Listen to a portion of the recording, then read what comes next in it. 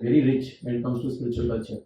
People come from all over the world in India to learn our spirituality now also. If you go to Rishikesh, right? So many places people go just to learn from all over the world because they are so rich in spirituality. And the only way to cut down rule is by cutting down the spiritual culture. And that's why, there's an entire video of that I have shown in Gita in a nutshell. Maybe I can share offline with you guys. In that it is shown that how they made they made a story, a narrative that it is mythology.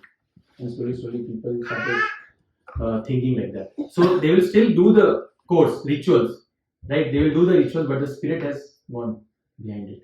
Why they are doing? Because at the back of the mind they think it is all mythology. But we have got this chance to understand Bhagavad Gita now much in more deeper. What it really means, how it affects our life. Why is that imagine Arjun was in a battlefield where he had been thinking about this night and day for 13 years, like exile plus 1 year of incognito browser, incognito. Right? For 13 years he was thinking about this. But on the day of when he was supposed to fight, right, he is hearing Gita. How many verses are there in Gita? 700 verses. 32 syllables. You can think of, let's say, 10 also words, 15, 8, let's say 10 words, just for easy calculation. You're talking about 7,000 words at least. Who has the time to hear 7,000 when you have the most important moment of your life? It is not just going to affect you, it is going to affect also your family. It is not just going to affect your family, this is basically your Pandavas, it is going to affect your entire kingdom, right? Kauravas, everyone.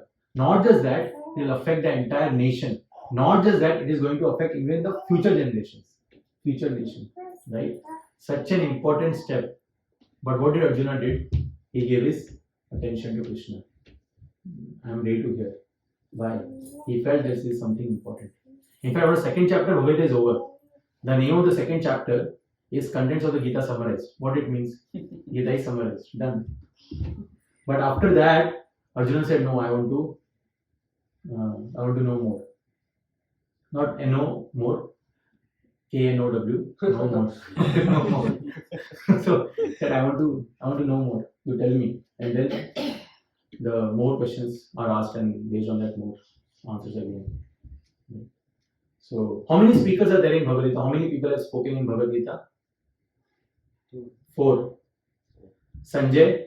Right now, Sanjay is speaking. Dhritarashtra, first words, Dhritarashtra spoke. Right? Then who two are remaining? Arjun, Krishna. Dhritarashtra spoke 1 verse. Sanjay spoke around 40-45 verses. And then Arjuna speaks, and then most of the verses is spoken by our dear Krishna.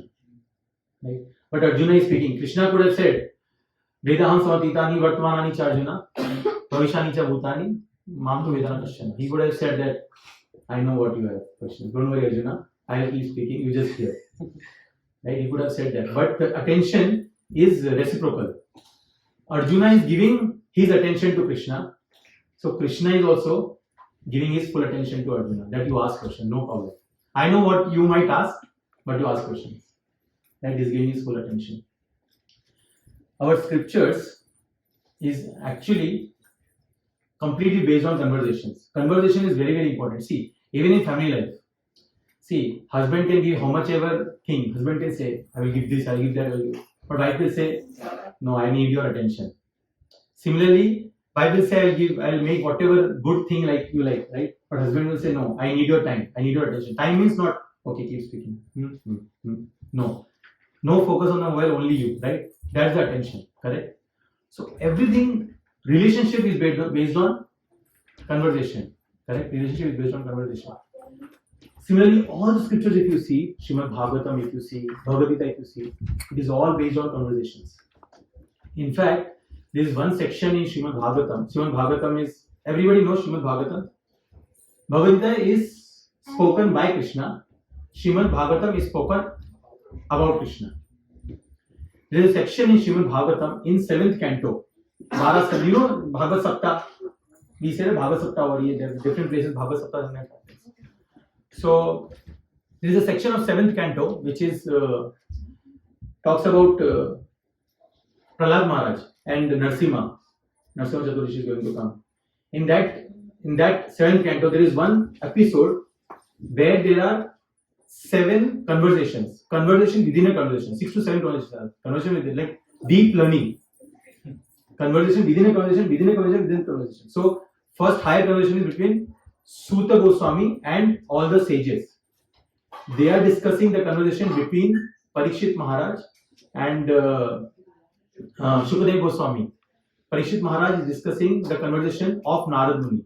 Narad Muni is discussing the conversation of Hiranyakashipu. Hiranyakashipu is discussing the conversation of Yamraj. And Yamraj is discussing the conversation of Kulinga bird. In bird can give some wisdom. So the point is, it is conversation between conversation. Why?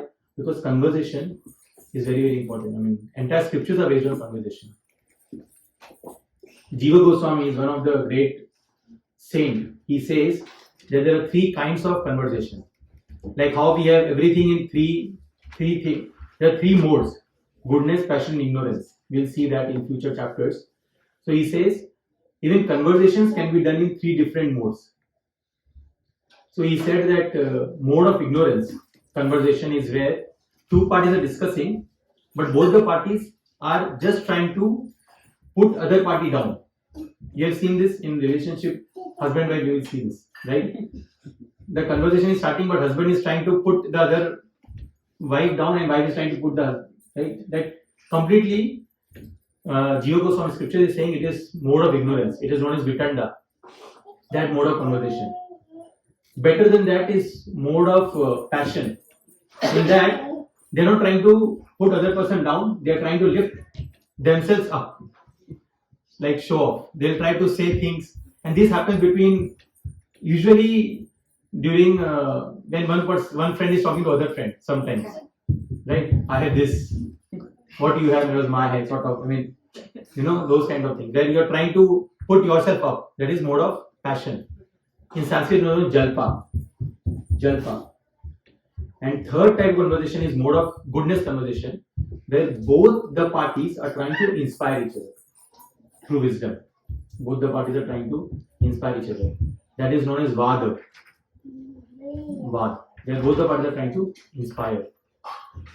But better than even mode of ignorance, passion, goodness, there's something called as samvad. That's why you would have heard, right? In Srimad Bhagavatam, you will hear some of the places it will say samvadam, samvadam, samvadam. Samvadam means that is beyond the material realm of conversation. That conversation which inspires you, but also uplifts you through spirituality. So Bhagavad Gita is actually samvadam. Samvadam between Arjuna and Krishna. So it is spiritual. It is beyond the material realm. And that is why till now we have not started. We are just introduction. I'm just trying to explain you why we are reading Bhagavad Gita. It is not something that, okay, like Anil said, he called me, so we came. That is good. But Bhagavad Gita is, we are very fortunate that we have got this chance to read Bhagavad Gita. We don't get this chance very often. Some of the other things we get bounded by. Either it could be our boss. See, earlier times, how it used to happen. Earlier, work 9 to 5, no mobile phones. You go back home. Then veranda used to be there. Everybody used to get together and they used to just discuss about Lord Ramachandra's pastimes, Krishna's pastimes. That used to be evening chores. But now with mobile, your boss can call anytime. Right? That's why I usually put on airplane mode. You never know, right? Weekends also, Saturday, Sunday. World has changed so much. So there is no time. And Arjuna, he was the king of supposed to be the main, like Sachin Tendulkar of cricket, of Indian team. Battling against Pakistan. That was the situation of Arjuna. Waiting, but still he gave his full attention. He didn't say, I don't have time, Krishna. Some other time we'll discuss. Right? Or what is there in Prashadam, based on that I will decide. No. This Krishna is speaking, he took his full attention. Right? So basically we should feel very fortunate to get a chance to read about this Bhagavad Gita. So since many of you have come for the first time, what we'll do is maybe we can discuss the entire Bhagavad Gita on a very high level. Okay, and then we'll discuss this verse more in a deeper level. When you think of material education, no, you know how it goes? It goes like this. Do you agree? First you learn A, B, C, D, E, F, G. Then you start learning small letters, is, at, right? Like my daughter only says 2-3 words. I like this. I don't like this. No, yes, this much only. You start with that. And then you try to make full sentences, correct? And then you learn algebra, then you learn geometry, then you learn quantum physics, whatever, right? Then ChatGPT. Basically, you keep enhancing your knowledge like this. Spiritual knowledge doesn't go like this. Spiritual knowledge goes like this. You learn something, then you get more deeper knowledge, then you get more deeper knowledge, then you get more deeper knowledge. You are learning the same thing, but you understand it at more deeper knowledge. You get more deeper understanding of it. So it's more like a spiral, but going more down like that. So that is spirituality, spiritual knowledge. Compared to material knowledge, this goes like this. But spiritual knowledge, it goes spiral. So now today we are going to discuss the first ring. We will discuss the entire Bhagavad Gita in a sort of introduction manner. What entire Bhagavad Gita? There are 18 chapters. At least we should know what Bhagavad Gita in a entirety, what it contains. So we'll discuss that a little bit, and then we'll go. If we have more time, we'll discuss the verse itself. Okay. So, how many? This word became very famous, right? RRR, right? So today we'll discuss that only, but we'll discuss RRRR, 8 hours, and in the 8 hours you will understand the entire Bhagavad Gita. Okay, we'll discuss 8 hours, R, capital R, and then you can understand the entire Bhagavad Gita. It was a heart attack when you said 8 hours. When I got heart attack. That's why I yeah, so we'll discuss entire thing. So the first chapter, it talks about redefining success. The first chapter talks about redefining success. Basically, we all have our success meters, right? We think of success means if we have this money bank balance, or this, at least I should be PhD or doctorate, or maybe MBA. You know what is the full form of MBA? Huh? Master of Business. In Mumbai? Yeah. Mumbai Master? Yeah. Bhaja Yeah. क्या Master of बच्चा administration I heard. No, माल बेचना आता है. You know what is PhD? Physical head damage. No problem. Anyways, so basically our success criteria is what career you have achieved, right? Or how many money you have, or whether you are able to get your green card or not, right? That is our success criteria. Arjuna also had his success criteria. First he thought that I want to defeat the other army, but then his success criteria was that I want to run away from this battlefield. He was confused. And then Krishna told him that Arjuna, you need to redefine your success. What it really means to succeed in life. Success doesn't mean what you have. Success means what you are doing with what you have. What you are doing is what you have. So that is success criteria. And Krishna is actually trying, Arjuna's eyes are getting opened by understanding that I need to redefine my success. And that's why in the end of the chapter 1, he says that I don't want to fight, I'm done. I don't want to fight. Now you tell me, what should I do? So redefining success happens in chapter 1 through series of verses from 21st, where he gets confused whether I should fight or not fight. He comes in the dilemma. Then second chapter, it talks about rediscovering your identity. In our life, we have worn many masks, right? Not the COVID mask. I mean, that is there. But other masks, right? Like maybe I'm the son of so and so, or I'm a father of so and so, I'm a husband of so and so, right?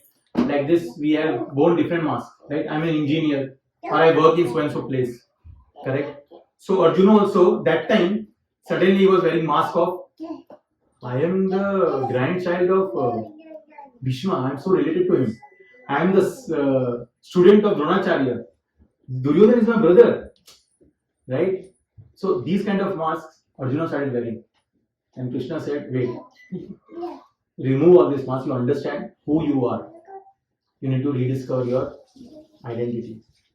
We need to know who we are at core, who we are, and that is entire second chapter, the main crux from around verse 11. The main crux of who we are is discussed. See, we are trying to know everything in this world, but we don't know who we are. That basic thing. Once I was giving a class in Santa Clara University, and I asked the students, so am I body or soul? So they were thinking, they said body. I said, body? They said, no, soul. I said, soul? I said, no, I think both. Right? So that is a confusion. Confusion is a great combination, right? So basically people don't know who they are. Right? People don't know who they are. I'm just trying to put that little, so that pressure doesn't come here. Can you push this there? Yeah. So the second chapter talks about rediscovering your identity, who we are. So first was redefining success. Second was rediscovering your identity. Third, fourth, fifth chapter talks about repositioning your lifestyle. Repositioning your lifestyle. Our lifestyle, we are doing things, right? See, at what we think spirituality we discuss, we think that we have to run away from our duties. That means that we are perfect. We think, if you see, sometimes we see that when we are very frustrated in life, especially during layoffs, right?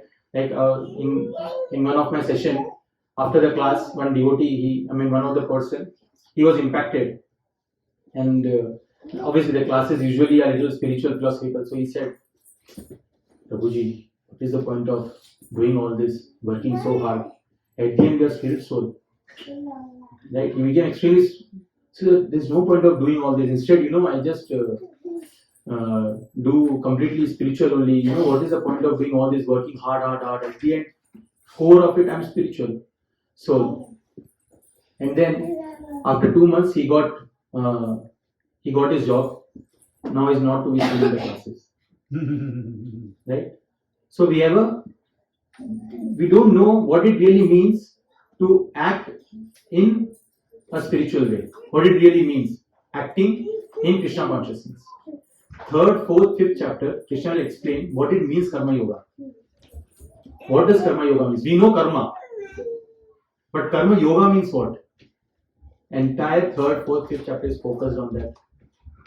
Acting in Krishna consciousness. Acting, we are doing all the things.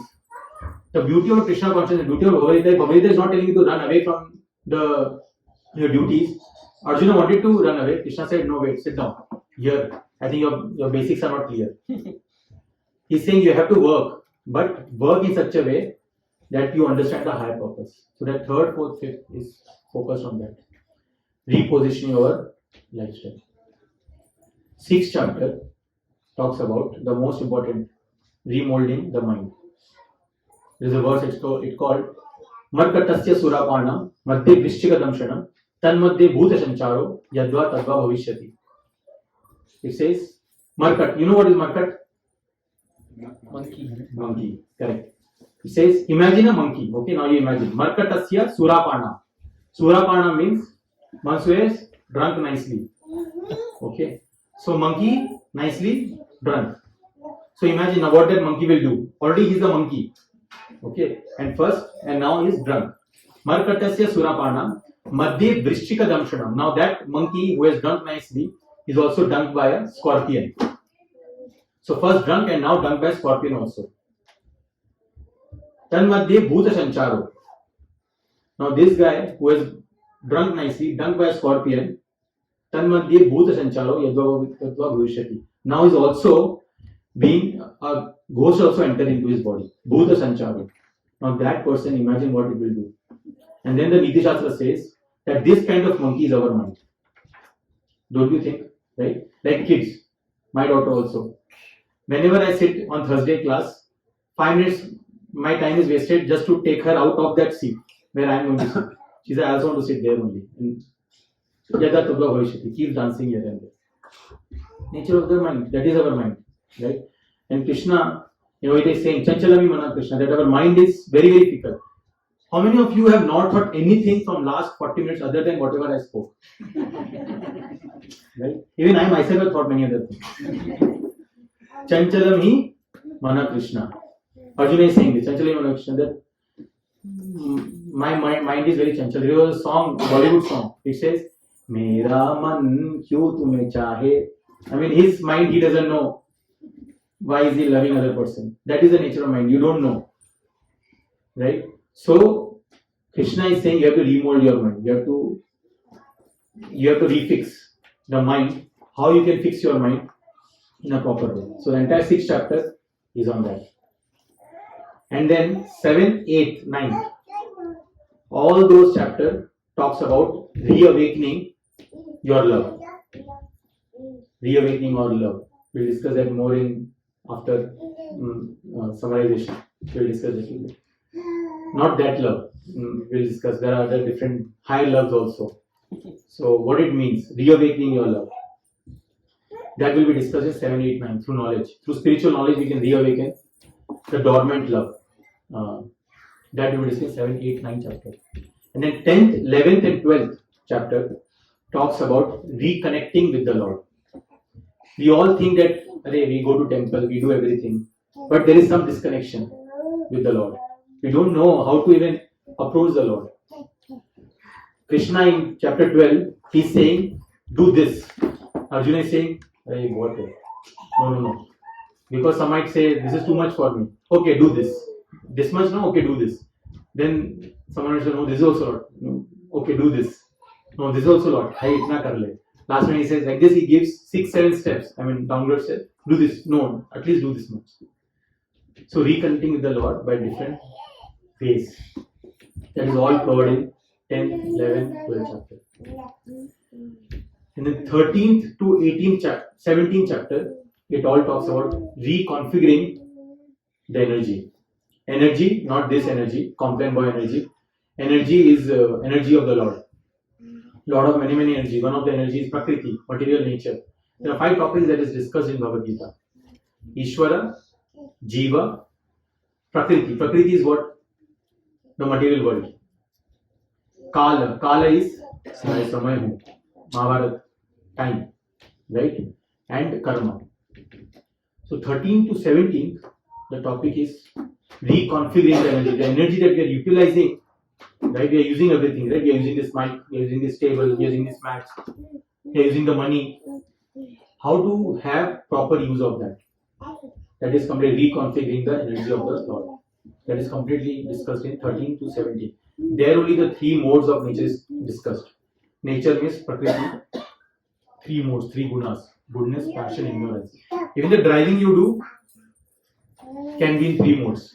Mode of ignorance driving is you are in Tesla, autopilot, and you are sleeping. That is mode of ignorance driving. Passion means you have a Toyota but driving like a Ferrari.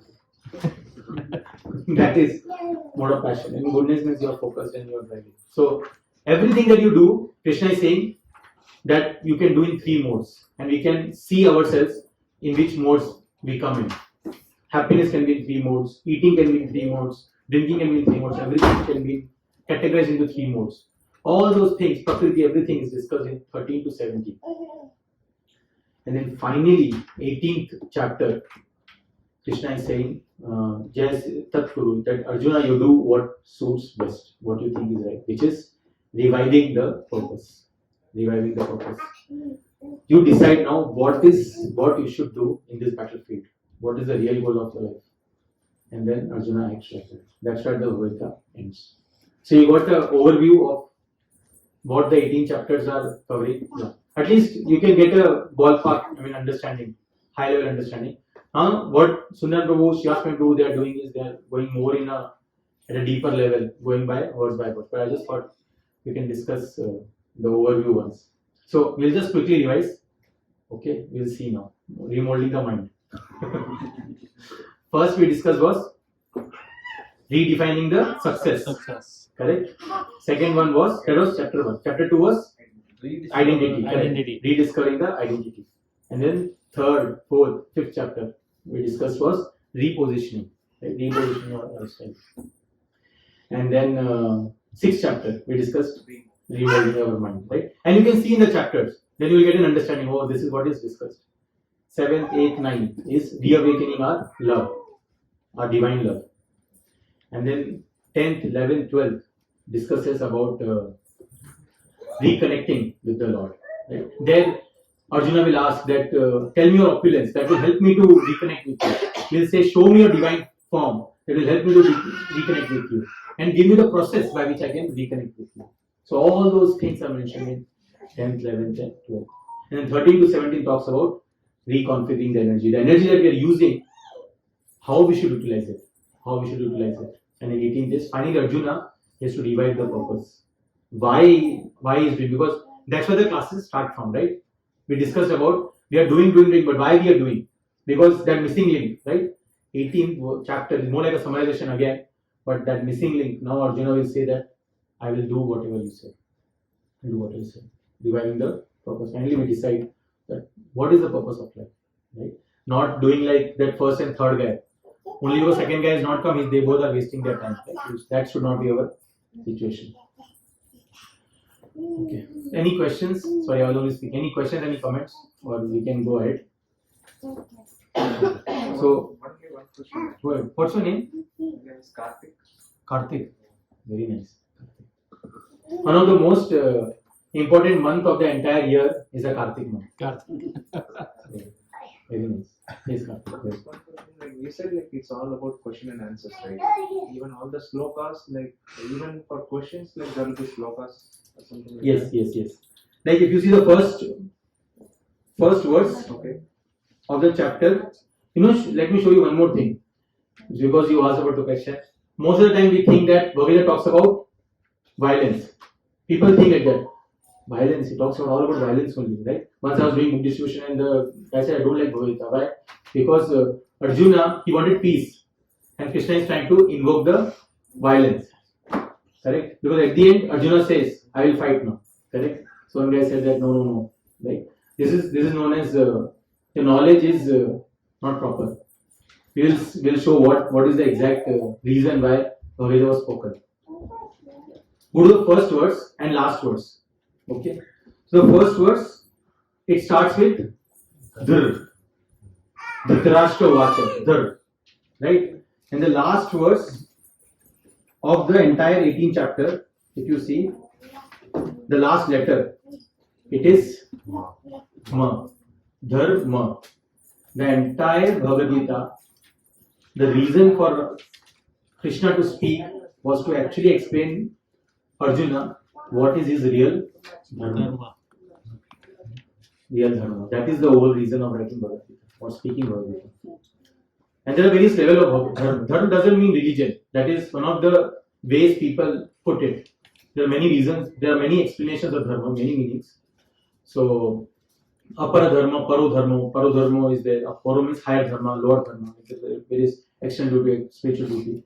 But the main crux of the entire Bhagavad Gita is for Krishna to explain Arjuna what is dharma, what is your dharma, Arjuna, and what is everybody's dharma. And to your question, Karthik, first verse itself, if you see the last quadrant, the fourth part of the first verse, Dhritarashtra is saying, Kim akurvata Sanjaya. Kim means what they were doing. Kim akurvata Sanjaya. So even the questions are in sort of verses only. 700 verses in which Arjuna is also asking questions. Second chapter also Arjuna is asking questions in terms of verses only. Did that answer your question? Yes. So, okay. So now the class is starting. Okay. Till now just discussing because many of you said that you are coming first time, so I thought I'll just give that quick overview. So now we'll start, but we'll be quick. I know. I usually respect time, so don't worry. Okay. So now we'll go to the 15th verse. There are many things that is mentioned in 15th verse, but some of the things that we will discuss. Yeah. Okay, last paragraph, 15th verse, purport. Haji, if you want, you can take the book. Up to you. Yeah, if you want to just read along, that's fine too. Page number 41. Yeah. Oh, last paragraph is 42. 42. In that, around fifth line,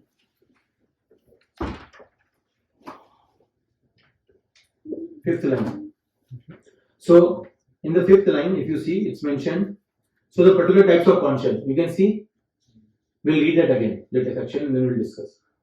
So, the particular type of conch shell blown by the different personalities on the side of the Pandavas, beginning with the lords, were all very encouraging to the fighting soldiers. On the other side, there were no such spirits, nor the presence of Lord Krishna, the Supreme Director, nor that of Goddess of Fortune. So they were predestined to lose the battle. And that was a message announced by sound of conscience. So Karthik asked that question, right? And Dhritarashtra is asking in the first verse, Kim Akuruta Sanjaya. Now both are assembled in the battlefield. Asking this question, what are we going to do? Don't you think it's a stupid question to ask? Don't you think? If I say, I ask Anil, you went to the restaurant yesterday, he'll say yes, let's say. Okay. And then I ask, what did you do? And he'll say, this guy is mad. What will you do? You'll eat. Right? Similarly, if you're in a Kurukshetra war, battle is going to start, what will you do? Fight. Right? But Dhritarashtra is still asking why, because Dhritarashtra is scared. He's scared that Krishna is on their side. That entire Bhagavad, if you see Arjuna, Duryodhana's words also, if you see, the way he's using certain words, it clearly shows that he's scared that we are going to lose the battle. Once there is a very nice pastime. There is an episode where Duryodhana and Arjuna, they both go to Krishna because Krishna says that they come to know that Krishna is going to either give Narayani Sena on one side, you know that story, and on the other side Krishna will be fighting, but without any weapons, right? So that time Duryodhana, Krishna was sleeping and Duryodhana sat near the lotus face of Krishna, and Arjuna, he sat near the feet of Krishna. And when Krishna opened his eyes, that time he saw first Arjuna. So Krishna said that, Arjuna, you ask what you want. And Duryodhana said, I came first here, so I should ask. So Duryodhana said, he's Chota Bhai, he's smaller, younger than you, you should give him chance. That is the external reason. But internal reason is because Arjuna is a very dear devotee of Krishna. So Krishna knew what Arjuna is going to ask. So he wanted to glorify Arjuna through this pastime. We're talking about how the other party is seen, right? So Duryodhana, he came with the agenda that he wants the Narayani Sena. Right? So Arjuna was asked that, what do you want? Either I will fight on your side but without any weapons, or I will give a Narayani Sena. So Arjuna says, I want you. Oh Janardhan, I want you.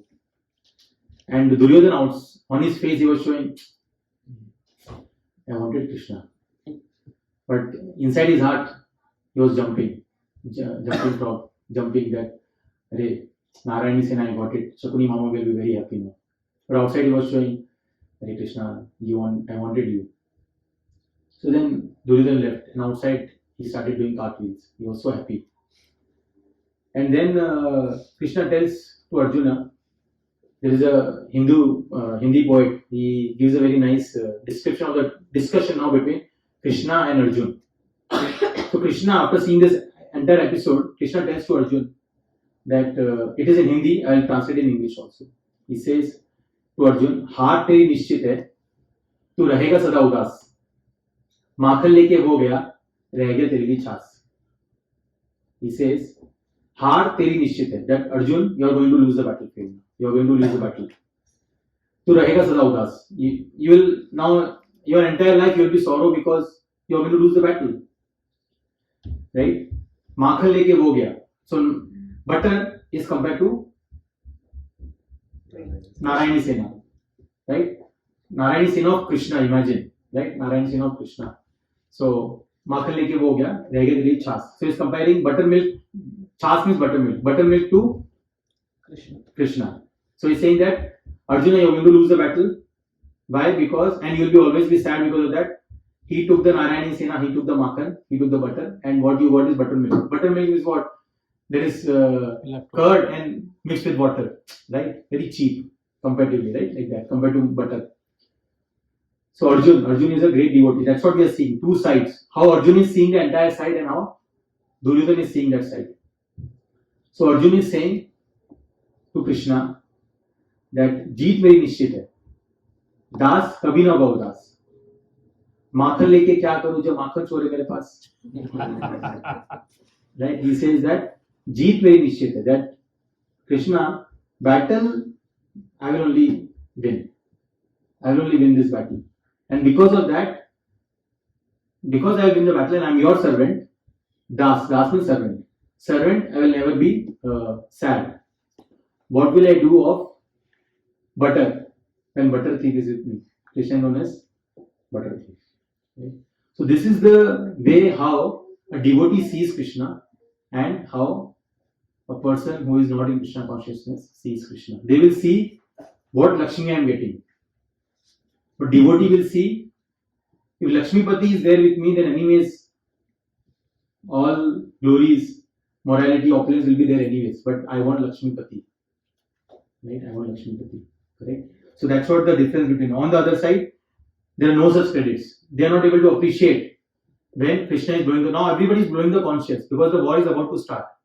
Sanjay gave the entire introduction of the battle. What is, who is on whose side? We discussed already in Sundan Prabhu. 11 verses we discussed. Now the conchs are getting blown. Auspicious conchs. See here there is a word known as Divya Shankam. Panchajanya Vishikesho Devadattam Dhananjaya Poundam Dadmo Mahashankam Bhima Karma Drikodara. Before that it is there. That these conchs that are getting blown, these are Divya Shankam. Transcendental. So Krishna's conch is known as transcendental Shank. So, but Duryodhana, who is not a devotee, won't be able to appreciate that. But Arjuna is able to appreciate whatever he gets, he is appreciating because he knows that Krishna is on his side. That is more important. Right? So, and here Arjuna's conch is known as Devadatta. Why is conch name is Devadatta? It's because there is a pastime, there is an episode where Khandav forest. So, before the war, what was Khandav forest? And Khandav forest was like a forest. It was completely barren, you can say. Barren in the sense of forest, it was not such a great place compared to Indraprastha. So, the Agni Dev, or the fire of God, he was trying to completely create forest fire in the entire forest. And there, Mayadana, there was a demon. He was also staying there. So when he came to know that entire forest is, so he will not have shelter. So he got extremely angry. And the episode was Krishna was supposed to kill that Mayadana. But then that Mayadana, he knew that if I take the shelter of his servant or his devotee, then I will be saved. So then he takes the shelter of Arjuna and he says, Arjun, please save me. And Arjuna is Kshatriya. Kshatriya means one who protects. So if someone is taking shelter of Kshatriya, Kshatriya is supposed to protect. So Arjuna says, nobody will touch you. Now Krishna is thinking, I was supposed to kill him. This guy is saying. So, Ghor Sankat. So, but because Arjuna protected Mayadana, so Mayadana, as a reciprocation, he gave the conch shell Devadatta. So that's why Arjuna got the conch shell. And why Krishna's conch shell is known as Panchajanya? It's because 5 Pandavas, so punch, punch, or maybe punching this entire conch shell. It's actually, there was a demon called Panchajan, and that Panchajan demon was killed by Krishna, and he was staying in a conch shell. So then that conch shell came to Krishna, and there's a story why he became a demon. If you see, it's not like he got this name after this entire pastime. Panchajanya was always Krishna's conch shell, but sometimes we make that pastime. Krishna make that pastime to increase the sweetness of his appearance. Like Rukmini's eternal concert of Krishna. Still there is a pastime where Krishna is trying to abduct Rukmini, or Rukmini is trying to give Rukmini to Krishna. So these pastimes are eternal, but at the same time it happens when he comes in the material world. These pastimes are just to increase the sweetness of the Lord and his devotees. Anyways, so that's how he gets Panchajanya. And the most important thing about this entire verse, now we are going to discuss that, which is the word Rishikesh, which I said we are going to discuss in length, but now we'll cut short. It's already 8:35. We'll just talk for another 5 minutes. Rishikesh means master of the senses. So it's not like the words that are used to address Krishna or Arjun in various verses is like they are just thinking, Akkad, Bakkad, Bombay, go, okay, let's use this word for Krishna, this verse.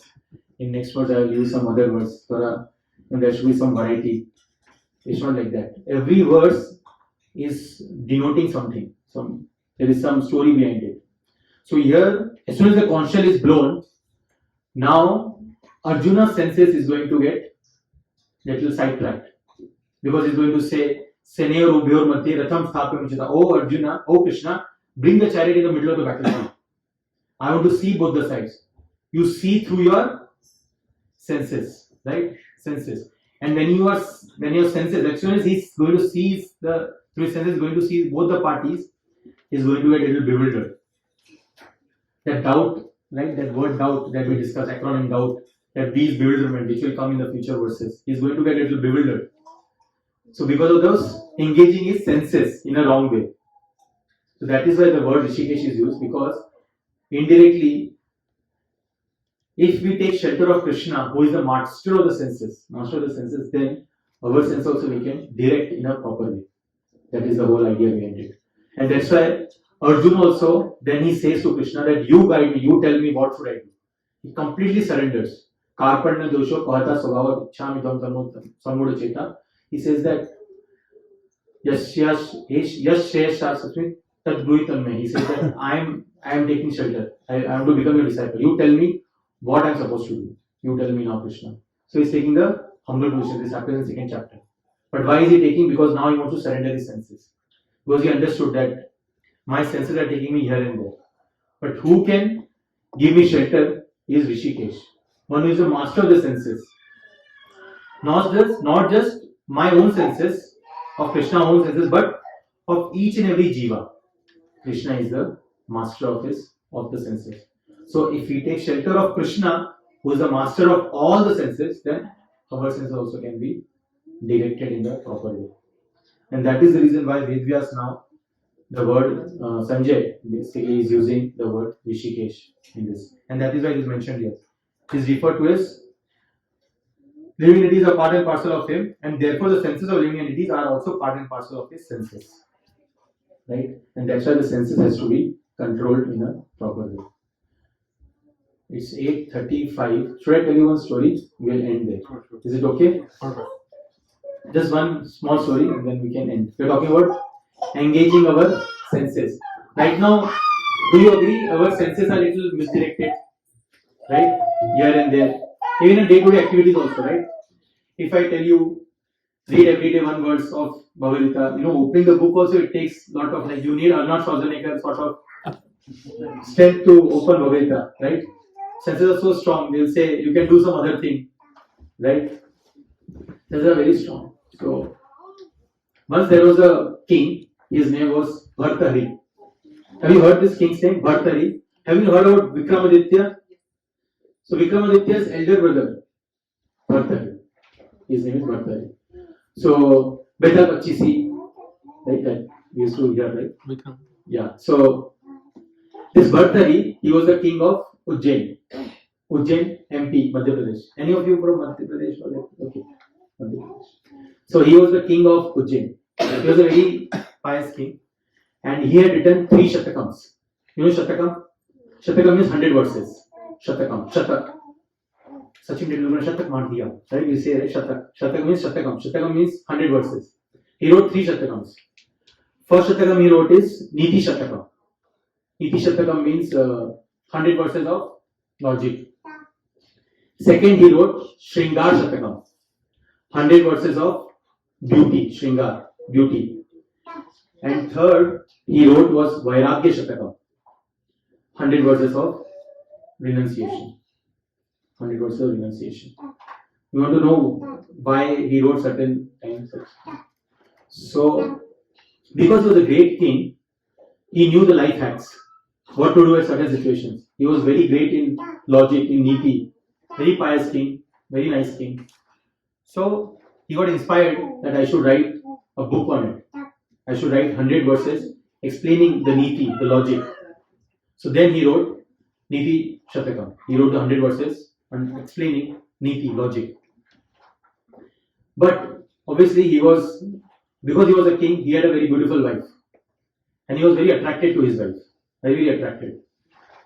He was obviously doing his kingly duties, but at the same time, he was just he used to always think about his wife only. So because of that, he wrote something called as Shringar Shatakam, 100 verses of beauty, and explaining or glorifying the beauty of his wife.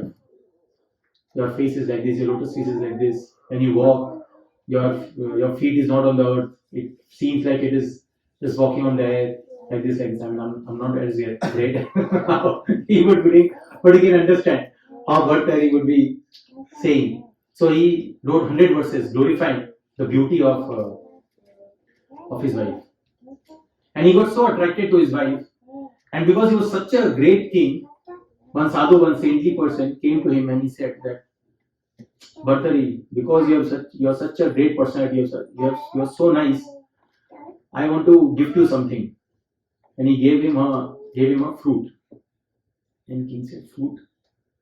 I mean, which to Dhanka, you could have given. He said, fruit?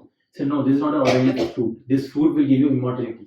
If you eat this fruit, it will give you immortality. So you eat this fruit.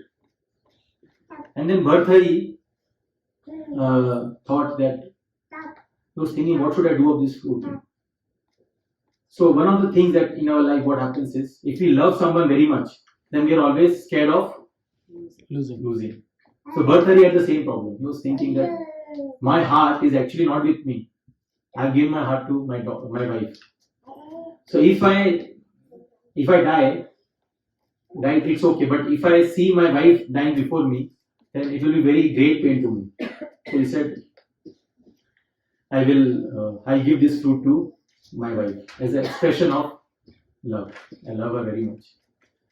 So he said that her name was Pingala. Jai. What's her name? Thank you. I was thinking Kulinga. I was thinking Kulinga, but thank you.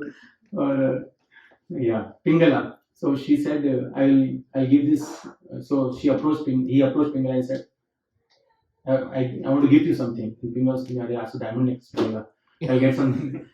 And then she says, fruit? Who gives a fruit? You're a king. He said, Pingala, this is not an ordinary fruit. This is fruit that will give you immortality. So Pingala said, immortality, amazing. And she said, thank you. And he said that this is an expression of my love to you. And Pingala, that entire night she was not able to sleep. She was thinking, this fruit my king has given, what should I do of this fruit? Basically, he said that if you eat this fruit, you will become immortal. And then, my love will remain eternal. So then she was saying, what should I do of this fruit? And when king used to do his kingly duties that time, his wife, Pingala, used to travel to forest and all with a charioteer. So while she was doing this, she started loving that charioteer. So this king, Pingala, she started thinking that, what will I do of this fruit? I want to express my love to this by giving this fruit to that charioteer. The charioteer was like, nice macho sort of man. So he came to the charioteer and she said that, I wanted to tell you something for a long time, but I never could tell you. I got this fruit that will bring immortality, and I want to give to you this fruit as an expression of my love to you. And then he felt very humbled, this guy. Charioteer felt very humbled that, queen is giving that. She could have given this to anyone else, who is to the king, but she's giving this to me. He felt very fortunate. But then he was thinking, what should I do of this fruit? What should I do? He was also thinking, and then what should I do? So then he had a love for a mistress in that palace. So he said, what will I do of this fruit? If the person whom I love, if she will not be there. He said, I want to express that love I want to express my love to the lady by giving this fruit. So next day he said that I want to meet you. So she said, okay, let's meet. And then they met, and then he said, I want to tell you something. I had been loving you, but I never was able to tell you. I want to give you this fruit. She said, fruit? I mean, who gives this on Valentine's Day? She said, no, this fruit will give you immortality. You should have this fruit. So she said, okay, I'll take this. And then the mistress also was thinking, I always loved a man whom I could never approach because he was just out of my league. He was so rich, so high in everything that I cannot approach him. But now I have something that I can give which will match all the opulence, everything that he had. You know who was that person? Bhartari. So then she comes to the palace and she says the soldiers, the guards outside, that I want to give something to the king. And God says, who are you? You're just a mistress of this palace. Why should I allow and waste the time of king? He said, no. I want to come. I want to meet him. He said, no. God said, no, believe me, I want to give something which nobody else can give. It is beyond all the opulence. And then God says, okay, let's give her benefit of doubt. And then this lady goes inside. And king said, you better have something important for wasting my time. He said, no, I want to give you something. I always wanted to give something. I wanted to express my love to you. He said, what are you saying? She said, no, I want to give you something. And she said, I want to give you this. And this is not an ordinary fruit. And as soon as king sees that fruit, he understands. Sometimes it happens when we give someone and that gift goes to someone. No. As soon as that the king saw that fruit, he understood that the wife was not loyal to him. He understood something is wrong here. And that king said that I know this fruit. She said, no, you don't know what is this fruit. She said, no, hey, I know what is this fruit. He said, this fruit will bring immortality. She said, how did you know? He said, I know. And then he came to know that I gifted that fruit to my wife, to queen. Queen gave it to charioteer. Charioteer gave it to the mistress, and mistress gave it to her. And then he understood that I have invested my senses, I invested my love to someone who doesn't know how to reciprocate. And then after that he wrote 100 verses on Vairagya. And then he gave up his kingdom, everything, and gave it to Vikramaditya, his younger son. So what we learn from this story is that this story is teaching us that we might try as much as we want to invest in this material world. Spend our entire life trying to earn, whatever we can do. But at the end, that wealth will remain here only, but we won't be remaining to enjoy that. So reciprocation did not come back. Be it your wife, be it for wife, husband, be it children. The reciprocation might not come. Right? The only reciprocation that can come is from Krishna. And that is the entire Bhagavad Gita. We'll see that throughout the various chapters, Krishna will explain. And we see that in battlefield also, right? Pandavas had to go through so much, right? But at the end, Krishna reciprocated. Draupadi went through so much, but at the end, Krishna reciprocated, right? So the only one person in this world who can reciprocate, that is Krishna. So that is why we should invest our love, invest our senses wisely. Bhartari, he gave up everything. If you see, Arjuna also wanted to give up everything. But Krishna is saying, go beyond that. You engage, but in renunciation. Which is, at one level you might think this is very complicated. What do you mean by engage but in renunciation? We'll see that in 3rd, 4th, 5th, 6th chapters. That is all what is going to be discussed. Krishna is, in fact, the first verse of 3rd chapter, Arjuna is going to say, Krishna, at one level you're telling me to renounce, to give up everything. At one level you're telling me to fight. I'm confused, you tell me. And then all the discussion will be around that. So we need to invest our love, invest our senses wisely. And for that, we need to take the shelter of Rishikesh, Krishna. One of the ways in ISKCON we engage our senses is by chanting the holy names of the Lord. Hare Krishna, Krishna Krishna, Hare Hare, Hare Ram, Ram, Ram, Hare Hare. That is the way we engage our senses. So what we are going to do now, for 2 minutes, is we are going to chant the Hare Krishna mantra 5 times. only 5 times. We'll close our eyes and we'll just focus on the chanting. We'll chant and we'll just hear that chanting. So it's okay because there is less time. We will do only 5 times. That is 27 beats. I want to respect everybody's time. So we'll just chant 5 times Hare Krishna mantra. Only thing you have to do is you have to engage your senses in hearing that mantra while you are chanting also. Okay. And we can pray that Krishna, please engage me in your service. You can say like that, whatever, however you want to pray. Or you can just say, please show me, give me the strength so that I can come to these sessions every week and hear about Krishna. Right? Anything, whatever you feel, something spiritual. Okay, 5 times we will chant. We can close our eyes and 5 times. Hare Krishna, Krishna Krishna, Hare Hare. Hare Ram, Ram Ram, Hare Hare. Hare Krishna, Krishna Krishna, Hare Hare. Hare Ram, Ram Ram, Hare Hare. Hare Krishna, Krishna Krishna, Hare Hare. Hare Ram, Ram Ram, Hare Hare. Hare Krishna, Krishna Krishna, Hare Hare. Hare Ram, Ram Ram, Hare Hare. Hare Krishna, Krishna Krishna, Hare Hare. Hare Ram, Ram Ram, Hare Hare. Hare Krishna. I know it was very short, but at least something is better than nothing. But like very quick. I want to kind of go slow on that. Next time. Next time, yeah. Next time we can do more. Usually we do 27. In fact, I have also actually it's in my bag. No, it's in the garage. We have the entire 108 beats. You can ask Rampi who I kept in the garage only. So you can take one entire beat, and it takes only 10 minutes. By the time we swipe one feed of Facebook, we can chant entire one round of the Hare Krishna Mahamantra. And we can just try, small steps. We say that baby steps. We can just try doing, and we never know how our life can change. When Srila Prabhupada came to USA, there were no devotees, and the people who he gave Krishna consciousness or he taught, they were all druggists actually. And those hippies, hippies, right? If you don't know, you can go to Haight and Ashbury at 4 p.m. Saturday evening. You will come to know who are hippies.